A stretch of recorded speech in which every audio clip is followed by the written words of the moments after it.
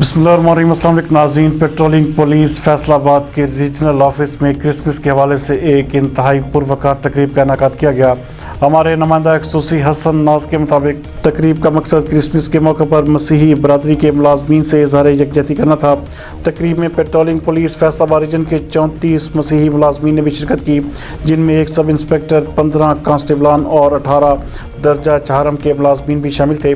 اس موقع پر S S P patrolling police Faisalabad region Chaudhry Farooq Ahmed Hundal کا کہنا تھا کہ وہ کبھی بھی خود کو تنہا نہ پائیں، ہم اقلیتی برادری کے تمام حقوق پورے کریں گے۔ اگر کسی مسیحی ملازم کو کوئی بھی پریشانی ہو تو میرے دفتر کے دروازے 24 گھنٹے ان کے لیے کھلے ہیں۔